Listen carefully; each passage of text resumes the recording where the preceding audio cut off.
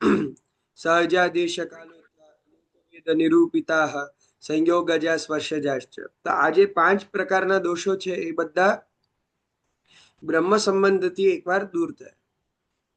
હવે એ દૂર થયા પછી આપણા બ્રહ્મ સંબંધને ટકાવી રાખવું. બ્રહ્મ સંબંધ અહીંયા એક અર્થમાં એમ સમજો કે ભગવત સંબંધને, કારણ કે જીવમાં આસુરાવેશ ન આવે, કોઈ પણ પ્રકારે દોષ ન લાગે અને હંમેશા એ દોષોથી બચેલો રહે, એની માટેનો સતત ભગવત સંબંધ એક જ માત્ર ઉપાય છે. શ્રી પુરુષોત્તમજી આપણને આમાં સમજાવે છે કે ઘણી વસ્તુ તો એવી છે જેમ દેશ છે, કાલ છે. તો હવે દેશ કાલ આ બધું તો સતત તમને ઇફેક્ટ કરતું રહેવાનું, અફેક્ટ કરતું રહેવાનું છે. કારણ કે તમે ઘણા બધા એવા દેશોમાં રહો છો. આજે ઘણા વૈષ્ણવ ફોરેન રહે છે, તો આપણી ત્યાં તો ફોરેનને તો યવન દેશ જ માનવામાં આવ્યા છે. તો એમાં આવા દેશોમાં રહીને તો વિશેષ કંઈક શુદ્ધિ આપણામાં રહેવી જોઈએ. દેશના દોષો આપણા અંદર ન લાગે એની માટે સતત શું કરવું. પછી બીજી વસ્તુ કાલના દોષો પણ છે. જેમ આપણે કહ્યું કે કલિકાલના દોષો ખૂબ પ્રબલ છે. તો આવા કલિકાલના દોષોથી પણ બચવાનો, એવા અલગ અલગ પ્રકારના દોષોના સંક્રમણોથી મુક્ત રહેવાનો એક જ માર્ગ છે. એ છે પ્રભુને હંમેશા આપણું સમર્પણ કરીને સમર્પિત જીવન જીવી અને સતત ભગવત સંબંધમાં રહેવું.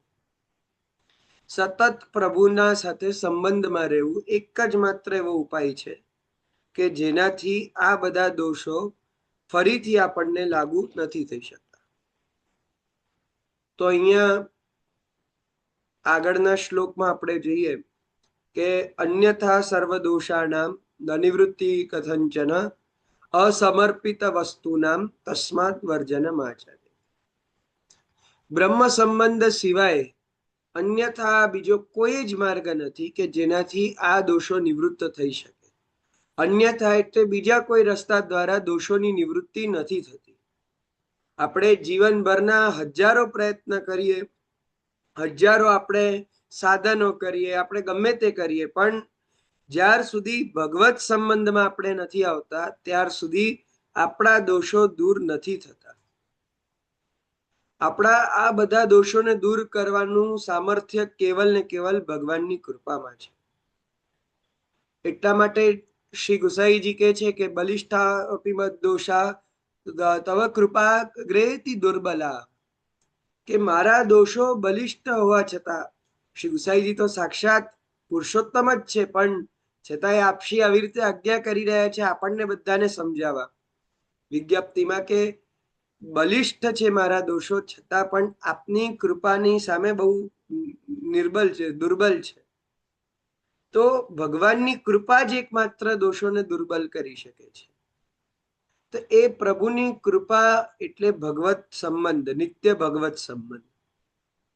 હમણાં જ આપણે એક વાત કરી કે કાલના દોષ, કલિકાલના દોષો એ આપણને ગમે ત્યારે ગળી શકે છે. એટલા માટે જ આચાર્ય શ્રી મહાપ્રભુજી જ્યારે આસુર વ્યામો લીલા કરવા તરફ આગળ વધી રહ્યા હતા, તે સમયમાં આપશીએ છેલ્લી આજ્ઞા જે પોતાના આત્મજોને અને સકલ પુષ્ટિ સૃષ્ટિને કરી એ છે યદા બહિર્મુખાયુયમ ભવિષ્યત કથંચન તદા કાલ પ્રવાહસ્તા દેહ ચિત્તા દયુપ્યુતા. કે થોડોક સમય પણ જેવા તમે પ્રભુથી બહિર્મુખ થાવ છો તરત જ તમે કાલના પ્રવાહમાં જતા રહો છો. તો આ કાલનો દોષ નડે છે કે નહીં? એટલે આપણે આ વસ્તુથી એક સમજી શકીએ છીએ કે કાલના દોષો બ્રહ્મ સંબંધ લીધા પછી પણ આપણને હાવી થઈ શકે છે. કાલનો પ્રવાહ પછી પણ આપણને ખેંચી શકે છે, અગર જો આપણો ભગવત સંબંધ ન હોય, જો આપણે પ્રભુની સન્મુખતા છોડીને બહિર્મુખતા તરફ વધી જઈએ તો. એટલે એ બહિર્મુખતાથી બચવા માટે સતત ભગવત સંગ બહુ આવશ્યક છે. તો અહીંયા એ વાત કહી અને પછી એ છે કે અસમર્પિત વસ્તુના તસ્માત વર્જનમ આચરેત. એટલા માટે જ અસમર્પિત વસ્તુનું વર્જન છે. વર્જન શબ્દ છે વૃજી ધાતુથી બનેલો છે. વર્જનનો અર્થ થાય છે એના સંસર્ગથી દૂર રહેવું. અસમર્પિત કોઈ પણ વસ્તુ હોય એનાથી ભગવત ભક્તએ બ્રહ્મ સંબંધ લીધા પછીના પ્રભુના સેવકે દૂર જ રહેવું જોઈએ. એક સાચા બ્રહ્મ સંબંધીના લક્ષણ છે. આપણે પ્રભુને સમર્પણ કર્યું, પછી સમર્પણ કર્યા પછી આપણા સમર્પિત વસ્તુ આપણી એ વસ્તુ જે પણ આપણે લાવીએ એમાં ભગવત સંબંધ કરાવવો આવશ્યક છે. એની ભગવદીયતા આવશ્યક છે, ત્યારે જ પછી આપણા ઉપભોગમાં આવી શકે. કોઈ પણ વસ્તુ હોય ચાહે એનું પહેલા આપણે સમર્પણ કરાવીને પછી જ લેવું જોઈએ. તો આ વસ્તુ દરેક વસ્તુમાં લાગુ પડે છે. એની પણ આપણે પહેલા વાત કરી છે. આપણી ચાહે ખાવા પીવાની વસ્તુ હોય કે કોઈ પણ બીજી વસ્તુ હોય, સમર્પણ કમ્પલસરી છે આપણા પુષ્ટિ માર્ગમાં બ્રહ્મ સંબંધ કર્યા પછી. તો આ સમર્પણનો સિદ્ધાંત એટલા માટે જ છે કે એવી અસમર્પિત વસ્તુ આપણા પાસે આવે તો તરત ને તરત આપણામાં દોષો એન્ટર થઈ જાય છે. જ્યારે એક વાત વિચાર કરજો કે જ્યારે પ્રભુનું સમર્પિત આપણે લઈએ છીએ તો એમાં ઘણા બધા જે સ્પર્શના દોષો છે, સંયોગના દોષો છે, તે બધા દૂર થઈ જાય છે. પ્રભુની પાસે પ્રભુને અંગીકાર થતાની સાથે જ એ બધી વસ્તુ ભગવત પ્રસાદ બની જાય છે. તો ભગવત પ્રસાદ થયા પછી કોઈ પણ એવી વસ્તુ, એવા દુર્ગુણો દોષો એમાં રહેતા નથી કે આપણને અફેક્ટ કરી શકે. બાકી આપણે જોઈએ છીએ કે અન્નમાં પણ એવું હોય છે કે કોઈક અન્ન એવું હોય છે, કોઈકના દ્વારા આપેલું અન્ન કે ઘણા બધા અન્ન એવા હોય છે કે જેનાથી આપણી બુદ્ધિ બગડે. પણ ભગવત પ્રસાદમાં કન્વર્ટ થયા પછી, પ્રભુના આરોગ્ય પછી જ્યારે આપણને પ્રસાદી રૂપ પ્રાપ્ત થાય છે પછી એના અંદર કોઈ પણ પ્રકારના દોષો રહેતા નથી. એટલે સમર્પણનો સિદ્ધાંત પુષ્ટિ માર્ગમાં પહેલા છે. હવે આ સમર્પણ શબ્દ પણ કેવી રીતે બન્યો? તો બે શબ્દથી, એક છે સમ અને એક છે અર્પણ. સારી રીતે ભલીભાતી રૂપમાં બધી જ વસ્તુનું અર્પણ કરવું. અર્પણ શબ્દ પણ એવો છે કે જેમાં સ્વામીને સૌથી વધારે જે કહીએ ને કે સુંદર વસ્તુ આપણે ધરી શકતા હોઈએ એ ધરવી, એનું નામ છે સમર્પણ. સારામાં સારી વસ્તુ, કારણ કે આપણા પ્રભુનું એ પણ યાદ રાખવાનું કે આપણા પ્રભુ ઉત્તમ વસ્તુના ભોગતા છે. પછી એવું નહીં કે ભાઈ સમર્પણના આડમાં આપણે ગમે તે આડેધડ પ્રભુને ગમે તેવી વસ્તુ ધરી દઈએ છીએ, એવું નહીં. પણ પ્રભુને આપણે સમર્પિત કરવાનું છે તો આપણા જીવનમાં થોડાક એવા નિયમ કરવા પડે કે ભાઈ હવે જીવનમાં હું પણ કોઈ વસ્તુમાં કોમ્પ્રોમાઇઝ નહીં કરી શકું, કારણ કે મારા પ્રભુને મારે પહેલા ઉત્તમ વસ્તુ ધરવી છે. હવે આમાં એવું નહીં વિચાર કરતા કે આપણે આપણી ક્ષમતાથી વધારે ગમે તે ખૂબ પ્રયાસ કરીને અને કોઈ પણ રસ્તે ચાલીને પણ પ્રભુ માટે આવી મોટી વસ્તુ, એવી ભારે વસ્તુ લાવવાની છે, આ જ વસ્તુ લાવવાની છે, એવો પણ વિચાર નહીં કરતા. કારણ કે આપણે પદ્મનાભ દાસજી જેવા ભગવદીઓની વાર્તામાં જોઈએ છે કે કેવલ પેલા ચણાના છોલા રોગાવીને પછી પ્રસાદ રૂપે લઈને પોતાના જીવનનો નિર્વાહ કરતા. કારણ કે એમની પાસે એનાથી બીજી કોઈ શ્રેષ્ઠ વસ્તુ નહોતી. આ સમજો, આપણી પાસે આપણી ક્ષમતા જેટલી હોય એટલી ક્ષમતા તો આપણે યુઝ કરવી જ જોઈએ પ્રભુને લાડ લડાવવામાં. પણ જો ક્ષમતા જેટલી હોય તો પછી ઓવર આપણે દેહનું દમન કરી, ઓવર આપણે ક્લેશ પાલી અને પછી પ્રભુ માટે લાવીએ તે ઉત્તમ નથી. એટલા માટે જે આપણી પાસે સુંદરમાં સુંદર ઉપલબ્ધ હોય એ જ પ્રભુને ધરવાની આપણા પુષ્ટિ માર્ગમાં રીત છે. અને એને જ પછી પ્રસાદી રૂપે લઈ એ સમર્પિત વસ્તુ પછી આપણે એનો ઉપભોગ કરીએ છીએ. તો આ આપણી ત્યાંનો નિવેદનનો સિદ્ધાંત છે. જો ફરીથી આ હું વારંવાર ક્લિયર કરવા માંગુ છું, કારણ કે ઘણીવાર આ નવા વૈષ્ણવોને મનમાં દાન અને નિવેદન વચ્ચે બહુ ડિફરન્સ હજી પણ રહે છે. તો આ ડિફરન્સ તો ખરેખર મગજમાં બેસી જ જવો જોઈએ, કારણ કે એક એક શબ્દમાં આપણી ત્યાં એવું છે ને કે ન બોલવાનું બોલાઈ જાય ને એટલે આખી બાજી પલટાઈ જાય. હવે ઘણી વાર એવું જ થાય છે કે લોકો જે કોઈ પણ વસ્તુ હોય એમાં સીધા ગોગ્રાસ બોલી દે કે ભાઈ ગાયને આપી દે એમ બોલી દે. તો તો પછી એ વસ્તુ આપણી ત્યાં નથી લેવાતી, કારણ કે ગાયનું નામ લેવાઈ ગયું. એટલે આપણી ત્યાં તો એવું છે કે નામ લેતા પહેલા બહુ સાવધાની રાખવી પડે છે. અહીંયા પ્રભુને જ્યારે આપણે ધરવા જઈ રહ્યા છીએ કોઈ પણ વસ્તુ, ત્યારે એક સાવધાની રાખવાની કે તમે નિવેદન બોલો છો કે દાન બોલો છો. દાન જ્યારે કહો છો ત્યારે દાન થઈ ગઈ વસ્તુ પછી આપણાથી સ્વીકારાતી નથી. એ વસ્તુ પછી પ્રભુની જ થઈ ગઈ, પછી આપણો એના ઉપર કોઈ અધિકાર નથી. નિવેદનમાં આપનારનો પણ અધિકાર છે, લેનારનો પણ અધિકાર છે. એટલે પ્રભુ જ્યારે આરોગી લે પછી આપણને પણ પ્રસાદી રૂપે મળી શકે, પણ દાનમાં આવું ન થઈ શકે. એટલે આપણી ત્યાં દાનનો વિધાન નથી. તો આ નિવેદન કરવાથી આપણા અંદર એ ભગવદીયતા કન્ટિન્યુ રહે છે. તો અસમર્પિત વસ્તુનામ તસ્માદ વર્જનમ આચરે. હવે આ અસમર્પિત વસ્તુથી મને એક બીજી વસ્તુ યાદ આવી કે આ અસમર્પિત વસ્તુનો ત્યાગ એને ખરેખર સમજવું હોય તો આપણે 84-252 વૈષ્ણવોની વાર્તા પ્રસંગોનું અવલોકન કરવું પડે. જેમ શ્રી મહાપ્રભુજીના સેવક થાનેશ્વરના રામાનંદ પંડિત, એમના પ્રસંગમાં પણ આપણને સમર્પણનો મહાત્મ્ય જોવા મળે છે અને સમર્પણની ટેક જોવા મળે છે કે શ્રી મહાપ્રભુજીની આ આજ્ઞા સમર્પિત વસ્તુનામ તસ્માદ વર્જનમ આચરેત, એનું આચરણ તસ્માદ વર્જનમ આચરેત, આચરણમાં લાવો. એ આચરણને કેટલું દ્રઢતાથી પોતાના ગુરુ વચનોનું પાલન રામાનંદ પંડિતે કર્યું. આપણે જાણીએ છીએ કે જ્યારે એમનાથી વૈષ્ણવોનો અપરાધ થયો ત્યારે શ્રી મહાપ્રભુજી એમનાથી રૂષ્ટ થઈને એમના ઘરેથી પધારી ગયા. એટલે એવું થવાથી રામાનંદ પંડિત ઘણા દુઃખી થઈ ગયા, એમને ઘણો મનમાં તાપ થયો. પછી એક સમયે જ્યારે રામાનંદ પંડિત એક હલવાઈની દુકાન પાસેથી પસાર થઈ રહ્યા હતા ત્યારે એમને જલેબી જોઈને ઈચ્છા થઈ. એટલે એ જલેબી વાળા પાસે, ત્યાં હલવાઈ પાસે ગયા અને ગરમ ગરમ જલેબી કરાવડાવી. અને જલેબી જ્યારે એમને મળી ત્યારે એમણે સૌથી પહેલું કામ કર્યું કે મનમાં એ જલેબી હાથમાં રાખીને મનના અંદર શ્રી મહાપ્રભુજીની કાની વિનંતી કરી અને શ્રીનાથજી બાવાને આરોગવાની વિનંતી કરી. એમણે જેવી ત્યાં કાની શ્રીનાથજી બાવા શ્રી વલ્લભને આપીને જેવી એમણે જલેબી પ્રભુને ભોગ ધરી, તરત એ જલેબી ત્યાંથી લઈને જતીપુરામાં વિરાજમાન શ્રીનાથજી બાવાના મુખારવિંદમાં પહોંચી ગઈ. આ બાજુ રાજભોગના સમયે ભોગ સરાવવા વખતે શ્રી મહાપ્રભુજી ત્યાં નિજ મંદિરમાં પધારે છે અને જોવે છે કે શ્રીનાથજી બાવાના મુખારવિંદમાં જલેબી. તે આજ કછું વિશેષ મનોરથ ભયો, तो मैंने आपको जलेबी अरोगा ही नहीं है, तो आपके मुखारविंद में का શું आई?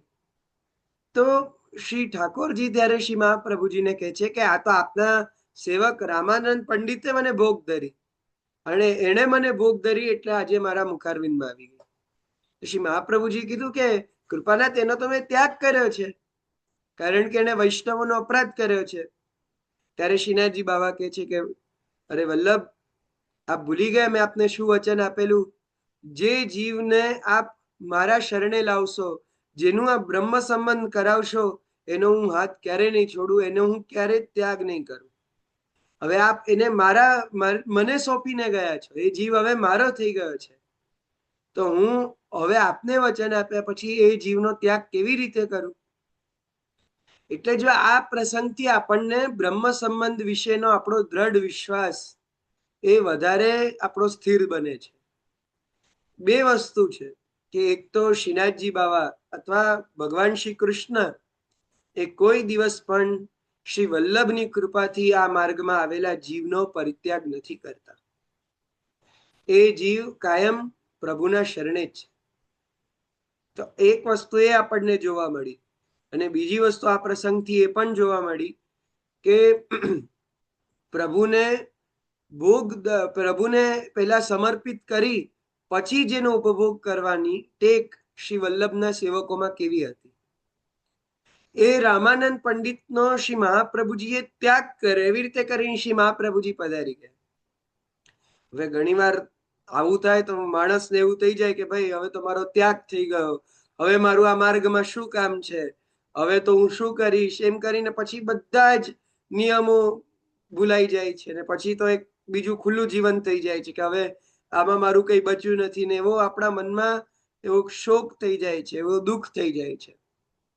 પણ રામાનંદ પંડિતના પણ મનમાં ક્યાંક એવો વિશ્વાસ થતો જ કે મારા શ્રી વલ્લભ એ મારો ભલે આમ ત્યાગ કરી ગયા પણ મનથી મારો ત્યાગ નહીં કરે, એ શ્રી ઠાકોરજી મારો ત્યાગ નહીં કરે.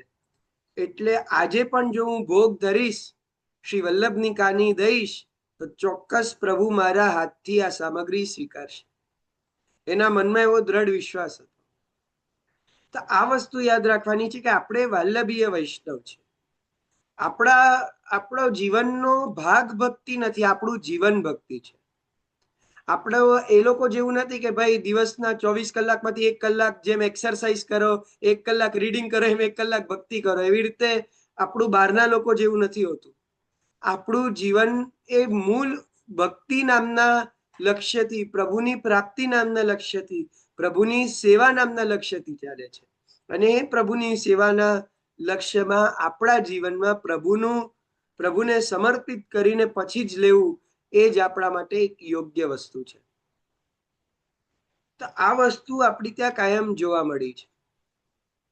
હવે આમાં એક વસ્તુ, એક ઘણા લોકોને એવો પણ પ્રશ્ન થાય છે કે રામાનંદ પંડિતે ત્યાં હલવાઈની ત્યાંથી જલેબી લઈને સીધી ભોગ ધરી, તે કેમ ચાલી? તો આમાં એક બીજી વસ્તુ એ પણ હું ક્લિયર કરવા માંગુ છું કે વ્યવસ્થા કયા સમયે કેવી હતી, આચાર વિચાર કયા સમયે કેવા હતા, એને વિચારીને ચાલવું પડે. પહેલી વસ્તુ કે વ્રજમાં એનો કોઈ એવો નિષેધ નથી, કારણ કે વ્રજના અંદર પહેલાના સમયમાં એવી શુદ્ધતા જળવાતી. હવે કદાચ વ્રજમાં ન જળવાતી તો ત્યાં પણ આપણે ન લેવું જોઈએ.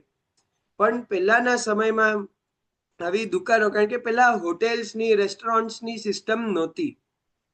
પહેલાના સમયમાં શુદ્ધ આચાર વિચાર પૂર્વક, ભારતીય મર્યાદા પૂર્વક એક સાથે જમવા બેસવું, એક ટેબલ પર બેસવું, એવી બધી ખોટી સંસ્કૃતિઓ નથી. આપણી મૂળ પરંપરાથી જ આવી રીતના આ લોકો બધી વસ્તુ તૈયાર કરતા. એટલા માટે જ આમાં શ્રી રઘુનાથજી આપણને સમજાવે છે કે ઘણીવાર આપણા જીવનમાં આપણે કોઈ વસ્તુ બજારથી લાવવી પડે તો એ વસ્તુ અસમર્પિત કેમ ચાલે? તો એમાં આપશી આજ્ઞા કરે છે કે એનું સમર્પણ કરો, બજારની વસ્તુનું સમર્પણ કરો, પછી એ પ્રભુમાં ચાલે.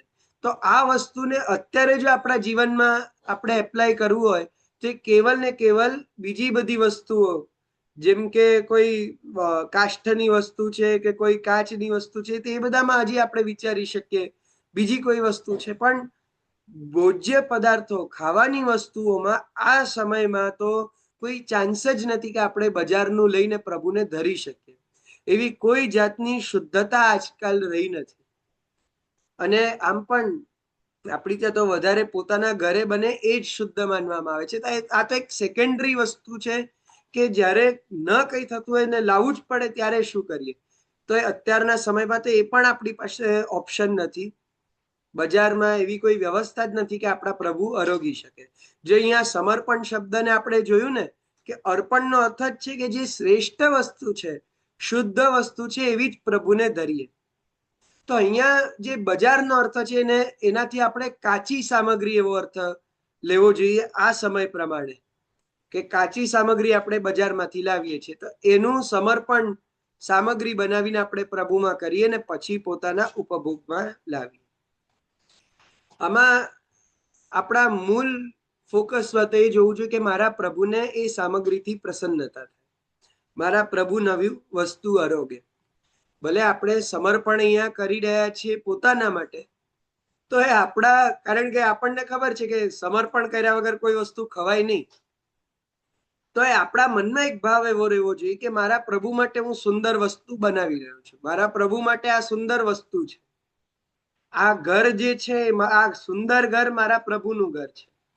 આવો એક મનમાં ભાવ આપણામાં હોવો જોઈએ.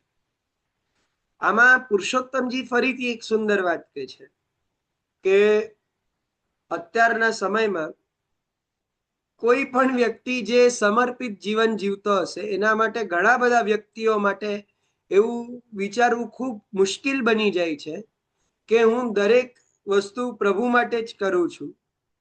કારણ કે આપણને અંદરથી મનથી તો એક વસ્તુ ખબર છે કે આપણે જે કરીએ છીએ આપણા ઉદર પૂર્તિ માટે જ કરીએ છીએ. આપણી ભૂખ તરસ શાંત કરવા માટે જ આપણે પ્રભુને ભોગ ધરીએ છીએ. ક્યાંક આપણા મનમાં એવું આવી જાય. આપણને ખબર છે કે આપણને વસ્તુ ભાવે છે એટલે આપણે પ્રભુને ધરીએ છીએ. ઉદર પૂર્તિ એક આપણો પોતાનો સ્વાર્થ છે ને એની માટે આપણે પ્રભુને ધરીએ છીએ.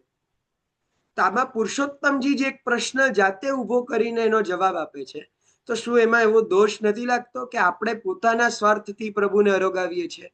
પ્રભુના સુખનો વિચાર થોડી છે. તો આમાં આપશી એવું જ સમજાવે છે કે મુખ્ય વસ્તુ પ્રસાદીની છે. એટલે કે આપણામાં એક મૂળ ભાવ તો હોવો જ જોઈએ કે મારા પ્રભુની પ્રસન્નતાનો વિચાર, પણ છેવટે આપણા મનુષ્ય સ્વભાવને કારણે ઉદર પૂર્તિના પોતાના સુખ સુવિધાના વિચાર આવી જ જશે. તો એનાથી એવું નહીં વિચારવું કે ભાઈ મારા સુખ માટે થઈને હું પ્રભુને ન અરોગાવું. અગર જો આપણે એ વસ્તુનો ઉપભોગ કરવો છે તો સમર્પણ તો ફરજિયાત કરવું જ જોઈએ. અને પ્રભુનું પ્રસાદિત હશે, સમર્પિત હશે, તો એનાથી ચોક્કસ આપણા જીવનમાં આપણને ફલ પણ મળશે. એટલે આપણા મનુષ્ય વૃત્તિથી ભૂખ હોય, તરસ હોય, ગમે તે વસ્તુની ઈચ્છા હોય, પ્રભુને સમર્પિત કરી એક લિમિટ ઉપર કે પ્રભુને સમર્પિત થઈ શકતું હોય એવી વસ્તુ જ, એનાથી અન્ય વસ્તુ જે પ્રભુમાં ન ચાલતી હોય એવી વસ્તુ નહીં. એ બધી મર્યાદાનું ધ્યાન રાખીને આપણા જીવનને ઠાકોરજીના અનુકૂળ બનાવીને આપણે જીવવાનું છે. આ વસ્તુ જ આપણને અહીંથી સમજ પડે છે. હવે અહીંયા એક ફરીથી બીજી વસ્તુ છે કે અસમર્પિત વસ્તુ નામ તસ્માદ વર્જનમાં આચરિત. અસમર્પિત વસ્તુનો ત્યાગ. તામાં આગળ હજી એક વાત કહે છે કે નિવેદિભિ સમર્પ્યૈવ સર્વમ કુર્યાદિતિ સ્થિતિ. નિવેદન કરવા દ્વારા નિવેદિત જીવોએ સર્વ વસ્તુનું સમર્પણ કરી અને બધા જ કામ કરવા. આ એક આજ્ઞા હમણાં જ આપણે સરખી રીતે સમજી ગયા. નમતમ દેવ દેવસ્ય સામી ભુક્તમ સમર્પણમ. જો આ એક બહુ ઇમ્પોર્ટન્ટ વસ્તુ આપણા પુષ્ટિ માર્ગીઓએ જાણવા જેવી છે કે આપણા પ્રભુને આપણે કોઈ દિવસ સામીભુક્ત વસ્તુ નથી ધરતા. હવે સામીભુક્ત શું એનું આપણે અત્યારે સરખી રીતે વિવરણ જોઈશું. આમાં દ્વંદ્વ સમાસ છે. સામી અને ભુક્ત એ બે પદ છે. હવે આમાં રઘુનાથજી આપણને એવું સમજાવે છે કે સામી પણ નહીં ધરવું અને ભુક્ત પણ નહીં ધરવું, બંને વસ્તુને સામી ભુક્ત પણ નહીં ધરવું. હવે સામી ને ભુક્ત એટલે શું? તો સામીનો અર્થ છે અડધું. સામી એટલે અડધી વસ્તુ. એટલે ઉદાહરણના રૂપમાં કે તમે 1 ડઝન કેરી ઘરે લઈ આવ્યા, તો હવે 1 ડઝન 12 નંગમાંથી તમે એવું વિચારો કે 6 નંગ મારા પ્રભુને ધરું, 6 નંગ હું ખાઉં, તો આવી વસ્તુ ન ચાલે. આપણા પુષ્ટિ માર્ગીય વ્યક્તિએ દરેક વસ્તુ પહેલા પ્રભુને ધરીને એ જ વસ્તુ પોતાના નિર્વાહમાં લેવાની હોય છે. જે વસ્તુ લાવીએ એ બધાનું સમર્પણ કમ્પલસરી છે. પછી એવું ના આપણે કરી શકીએ કે અડધી વસ્તુ ઠાકોરજી માટે ને અડધી આપણા માટે. એ આપણે ત્યાંનો એક સિદ્ધાંત છે. અને ભુક્તમાં એ સમજાય છે કે ખાધેલી વસ્તુ. ખાધેલી વસ્તુ કોની? તો આપણી પણ નહીં ને અન્ય દેવતાઓની પણ નહીં. આ પણ એક વાત સમજવા જેવી છે કે આપણા પ્રભુ એ કોણ છે? દેવ દેવસ્ય. દેવોના પણ દેવ, દેવાધિપતિ છે, મહારાજાધિરાજ છે. એટલે મહારાજાધિરાજ એવા શ્રી કૃષ્ણ કોઈ પણ દેવતાંતરનું અર્ધભુક્ત નથી આરોગતા. પણ બધા જ દેવતાઓ ભગવાનનું પ્રસાદી આરોગી શકે છે એવા શાસ્ત્રમાં વિધાન છે. આ એક વાત એ પણ ધ્યાન રાખવાની. જ્યારે આપણી ત્યાં સર્વ વસ્તુ સમર્પણમ કીધું, તેમાં સર્વમાં શ્રી ગોકુલનાથજી કહે છે કે સર્વમાં બંને વસ્તુ આવે, લૌકિક અને વૈદિક. એટલે તમે જેમ લૌકિક કોઈ પણ કાર્ય કરાવો એટલે તમે પોતે પરિવાર વાળાઓને જમાડો, તમે બ્રાહ્મણોનો ભોજ કરાવો, કંઈ પણ એવું કરાવો, કોઈને ભોજન કરાવો કે કંઈ પણ આપો, તે એ વસ્તુનું પણ પહેલા સમર્પણ કરવાનું. કારણ કે સમર્પણ કર્યા વગર તમે કોઈ પણ વસ્તુ કઈને આપી ન શકો. એટલે કોઈ પણને તમે ઘરે પ્રસાદ પણ લેવડાવો, જમાડો, તો એ વસ્તુનું પણ પહેલા સમર્પણ થવું જોઈએ, લૌકિક વ્યવહારમાં પણ અને વૈદિકમાં પણ. એટલે યજ્ઞમાં પણ જે વસ્તુ આપવાની હોય, શ્રાદ્ધમાં જે વસ્તુ આપવાની હોય, અથવા કોઈ દેવતાને પણ જો ષોડશ સંસ્કારમાં કંઈક ભોગ ધરવો પડે, એ બધી વસ્તુ પહેલા પ્રભુને ભોગ ધરવી જોઈએ અને પછી જ એનો ઉપયોગ બીજા બધાની અંદર કરવો જોઈએ. આમાં એક વચન સપ્તમ સ્કંદ ભાગવતજીનો શ્રી ગોકુલનાથજીએ ઉદ્ધૃત કર્યો છે કે વિષ્ણોર નિવેદિતાન્નેન યષ્ટવ્યમ દેવતાંતરમ પિતૃભ્યશ્ચાપી તદ્દેયમ તદાન્ત્યાય કલ્પત. તદાનંત્યાય કલ્પત. એટલે વિષ્ણુનું જ નિવેદિત અન્ન, વિષ્ણુને ધરાવેલું, પ્રભુને ધરાવેલું અન્ન જ દેવતાંતરો એટલે અન્ય દેવોને ધરવું જોઈએ. અને પિતૃઓને પણ, એટલે શ્રાદ્ધ ઇત્યાદિ કાર્યોમાં પણ એ લોકોને જ જમાડવું જોઈએ કે જે પ્રભુનું અરોગાવેલું. આ આચરણ એક વૈષ્ણવના જીવનમાં છે કે આપણી પ્રાયોરિટી શ્રી કૃષ્ણ જ છે, બીજું કોઈ નથી. એટલે જ્યારે કૃષ્ણનું જ અરોગાવેલું સર્વ વસ્તુમાં, સર્વ કાર્યોમાં ઉપયોગી હોય તો બીજાનું તો લીધેલું કૃષ્ણને ધરવું એ તો મહા અપરાધ છે. એટલે કોઈ પણ દિવસ સામીભુક્ત વસ્તુ, એટલે અડધી કાઢેલી વસ્તુ અથવા વાપરેલી વસ્તુ, જો ભુક્તમાં અહીંયા ખાલી ખાવા પીવાનું ન સમજતા વસ્તુઓનું પણ વિચારો ને તો વાપરેલી વસ્તુ પણ પ્રભુમાં ન લેવી જોઈએ કે ભાઈ આપણા કામમાં નહીં આવ્યું તો ઠાકોરજીને આપી દીધું, એવું પણ ન કરવું જોઈએ.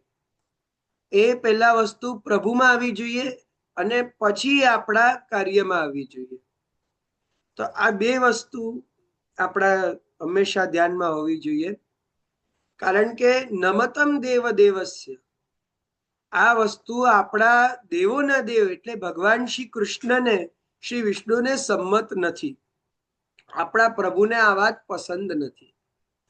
એટલે અહીંયા શ્રી મહાપ્રભુજી કમ્પ્લીટ આપણને જાણકારી આપે છે આપણા નિર્વાહની, આપણા દૈનિક કાર્યોની, કે તમારે ડે ટુ ડે લાઈફમાં કેવી રીતે કોઈને કઈ વસ્તુ આપી શકાય, કઈ વસ્તુ ન આપી શકાય, કેવી રીતે વ્યવહાર કરવો, આ બધી વસ્તુ આપણને સમર્પિત જીવનમાં કેવી રીતે કરવી જોઈએ એ વસ્તુ આપણને શ્રી મહાપ્રભુજી અહીંયા સમજાવે છે. એટલે આ વસ્તુ જો આ સમર્પણનો સિદ્ધાંત રહેશે તો જ અન્યથા સર્વદોષાણામ ન નિવૃત્તિ કથંચન, તો જ દોષો દૂર થશે, નહીં તો અન્યથા સર્વદોષાણામ ન નિવૃત્તિ, અન્યથા એ દોષો પૂર્ણ રૂપે નિવૃત્ત નહીં રહે, ક્યારેક ને ક્યારેક પાછા આવી જશે. એટલે દોષોથી બચવાનો મુખ્ય ઉપાય એ પ્રભુનું સમર્પિત જ છે. તમે ગમે તેટલું ધરી શકો, એવું નથી કે તમારે આટલી વસ્તુ ધરવી જ પડે, આટલું કરવું જ પડે, આ ન કરો તો અપરાધ લાગે, ઉત્સવના 4 અંશખડીની સામગ્રી બનાવવી જ પડે. તમારાથી જેટલું પહોંચાય એટલું કરો, પણ એટલું રાખો કે તમારાથી પહોંચાય એટલું તો કરવાનું જ. એમ આપણી કેપેબિલિટી જેટલી છે એટલું તો કરવાનું જ. તમે જો આટલી દાળ ભાત શાક રોટલી ખાઈ શકો છો, બનાવી શકો છો, તો તમારા પ્રભુને ધરાવીને પછી તમે લો. જે તમે બનાવો એ પહેલા પ્રભુમાં ધરી અને પછી તમારા જીવનમાં લો. જો આવી વસ્તુ રાખશો ને તો ઘણી બધી વસ્તુ જે આપણી ત્યાં વૈષ્ણવ માટે અભોજ્ય છે, કાંદા લસણ ઇત્યાદિ, એ પણ આપણું છૂટી જાય. બ્રહ્મ સંબંધ લીધા પછી આપણે આવી વસ્તુઓ પણ નથી ખાતા, કારણ કે બ્રહ્મ સંબંધ લીધા પછી પહેલા તો પ્રભુને ભોગ ધરીએ છીએ. તો પ્રભુને આવી બધી વસ્તુ ભોગ જ કેવી રીતે ધરી શકાય? તો આવા તામસિક ભોજનો આપણા આપોઆપ છૂટી જાય છે જ્યારે આપણા મનમાં એવી ભાવના આવે છે કે મારા પ્રભુ આરોગે એટલું જ મારે લેવાનું છે, મારા ઠાકોરજી કરે એટલું જ મારે કરવાનું છે. આ બધી વસ્તુ જો પ્રસાદ એટલે શું? આપણે શું કે કૃપા પ્રસાદ, પ્રભુ દ્વારા આપેલું. એટલે એવી ભાવના થઈ જાય છે કે આ મેં પ્રભુને નિવેદિત કર્યું, પ્રભુએ પ્રસાદ રૂપે મને પાછું આપ્યું છે, કૃપા કરી છે મારા ઉપર કે મને એ આપી વસ્તુ. એટલે આ જે કંઈ પણ આપણને પ્રસાદી રૂપ મળે છે પ્રભુના મોટામાં મોટા આપણા ઉપર એ કૃપા બલો છે, આશીર્વાદ છે આપણા ઉપર. એટલે એક એક વાર જ્યારે આપણે પ્રભુનું સમર્પિત લઈએ છીએ, જ્યારે સમર્પિત જીવન જીવીએ છીએ, ત્યારે એક એક ક્ષણે પ્રભુની કૃપાનો અનુભવ આપણને થવો જોઈએ. એક એક ક્ષણે પ્રભુના અધરામૃત સ્વાદનો આપણને અનુભવ થવો જોઈએ. આ થાય ને ત્યારે આપણામાં અન્નદેવ કરતા પણ મોટી એક ભાવના અન્નમાં આવી જાય છે. મર્યાદામાં તો અન્નનો અન્નદેવ સુધી જ એક સ્થાન છે. આપણા ત્યાં તો અન્નદેવથી વિશેષ કૃષ્ણાધરામૃતા સ્વાદ સિદ્ધિરત્ર સંશય. સર્વથી ઉપર આપણી ત્યાં કૃષ્ણના અધરામૃતની વસ્તુ છે. આખા સર્વોત્તમ સ્તોત્રનું ફળ શું કહ્યું કે કૃષ્ણાધરામૃતા સ્વાદ. પ્રભુના અધરામૃત જે પ્રભુનું પ્રસાદી છે એ આપણી ત્યાં સર્વોપરી માનવામાં આવ્યું છે. કારણ કે આપણી ત્યાં ઘણી એવી કથા આવે છે કે પ્રભુનું પ્રસાદી દરેકને પ્રાપ્ય નથી. જેમ બ્રહ્માજીને એકવાર ઈચ્છા થઈ કે હું પ્રભુનું અધરામૃત લઉં. આ બાજુ પ્રભુ વનમાં છાક કરી રહ્યા છે. છાક લીલામાં અલગ અલગ પ્રકારની સામગ્રીઓ પ્રભુ અરોગી રહ્યા છે. હવે કઈ ઠાકોરજી એ સમયે સ્પૂનથી તો અરગતા નહોતા, ચમચાથી તો અરગતા નહોતા, હાથેથી જ પ્રભુ અરોગતા. એટલે હવે હાથેથી અરોગ્યા પછી પ્રભુના આંગળીઓમાં કંઈક ને કંઈક ભોજનનું બાકી રહી ગયું હોય, તો બ્રહ્માજીની ઈચ્છા થઈ કે પ્રભુનું અધરામૃત મને મળે એવી મારી લાયકાત તો નથી, હું મારા પ્રભુનું અધરામૃત તો લઈ શકું એમ છું, તો હું શું કરું કે પ્રભુનું અધરામૃત લઉં. તો એના માટે બ્રહ્માજીએ માછલીનું રૂપ ધારણ કરીને યમુનાજીમાં પ્રવેશ કર્યો કે ઠાકોરજી હાથકાસા કરવા યમુનાજીમાં તો પધારશે જ ને, તો યમુનાજીમાં પ્રભુ હાથકાસા કરશે ત્યારે હું પ્રભુનું અધરામૃત લઈ લઈશ. ઠાકોરજી સમજી ગયા કે બ્રહ્માજીની આજે કેવી રીતની આખી બ્રહ્માજી કેવો પ્લાનિંગ બનાવ્યો છે, અને આપણે એનો પ્લાનિંગ કેવી રીતે અસફળ કરવાનો એ પણ પ્રભુએ પ્લાનિંગ બનાવી લીધો. એટલે ઠાકોરજીએ શું કર્યું, તે દિવસે યમુનાજીમાં હાથકાસા કર્યા જ નહીં. ઠાકોરજી તે દિવસે માટીમાં હાથકાસા કરી નાખ્યા, માટીમાં હાથ ધોઈને પછી પોતાના વસ્ત્રથી પોછી લીધા. બ્રહ્માજીને પણ પ્રભુના અધરામૃતનો સ્વાદ નથી મળતો. એટલે આપણે તો ખૂબ ભાગ્યશાળી છે કે શ્રી વલ્લભની કૃપાથી આપણું મર્યાદા માર્ગે લોકો જેવું નથી કે મંદિરમાં ગયા ને આમ હાથમાં પ્રસાદ લઈને આંખે ચડાવી લીધો, બસ એટલું જ. આપણું તો આખું જીવન પ્રભુના પ્રસાદી ઉપર નિર્વાહ થાય છે. એટલે આપણા જીવનનો એક ભાગ ઠાકોરજી નથી, આપણું જીવન ઠાકોરજી છે. એ વસ્તુ જ પુષ્ટિ અને મર્યાદા વચ્ચે એક મોટો અંતર છે. આ વસ્તુ આપણે બધા સમજીએ.